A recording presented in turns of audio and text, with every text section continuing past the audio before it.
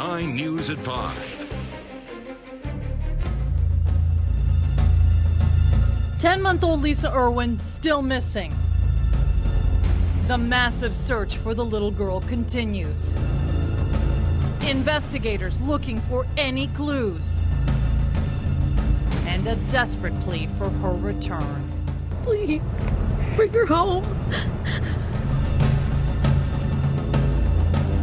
It's day 2 of the search for a missing 10-month-old Kansas City girl. And just hours ago, the parents of Lisa Irwin spoke out for the very first time, pleading for the safe return of their little girl.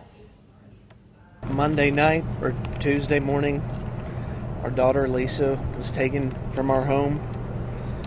We just urge anyone that has any kind of information as to where she is or who she's with or anything to please call the TIPS hotline or the police.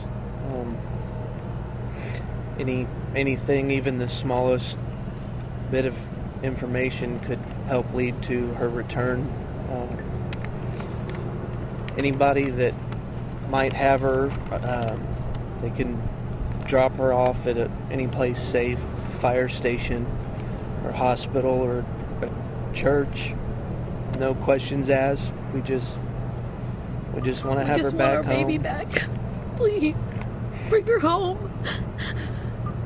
Our 2 other boys are waiting for her. Please, just drop her off anywhere. We don't care. Just somewhere safe where she can come home, please. We wanted to thank everyone who's out here, the Kansas City Police, the FBI, Search and Rescue, and all the volunteers that are helping with the investigation, and Center of Missing Children. And just ask you to keep her in her thoughts and prayers and help her bring her home. Immediately following that statement, we received these new pictures of Lisa Irwin. Stop what you're doing. Take a good look. These photos are very recent. The one you're looking at right now, actually, was taken just a few days ago. Now, after Lisa Irwin's parents spoke this afternoon, investigators stressed repeatedly the parents are cooperating with them. Police say they have no reason to think otherwise about Jeremy Irwin and Deborah Bradley. And KMBC 9's Michael Mahoney was at that news conference. He has more now on what the police are saying. Michael? Yeah, it was a quite emotional news conference. We're near the command post right now, and perhaps the other alarming thing that was said at this news conference, at least in public by the police, is that they appear to be stumped a day and a half after this little baby girl turns up missing. Now, the Kansas City Police and the FBI investigators were busy most of the day searching the house where the baby was taken. Police say that they are doing everything that they can think of, and they're doing it more than twice in this case. Now, occasionally, investigators were seen carrying out bags or boxes of potential evidence from the residence of the parents, and the police say, as we repeated already, that this is being done with the parents' consent. If the parents had said something that we, thought led them to be suspects, we would probably be pursuing charges. And right now, they're continuing to cooperate, and everything's on the table.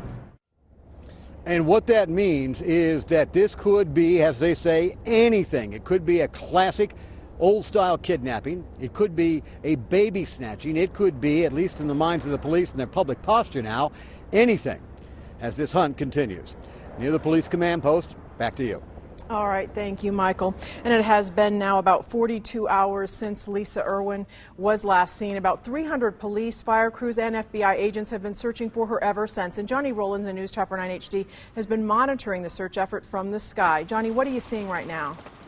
Well, I'll tell you what, Kelly, we started with this yesterday morning early, and a lot of activity. Not much right now. We're not seeing much activity around the house. The family dog in the backyard on the porch.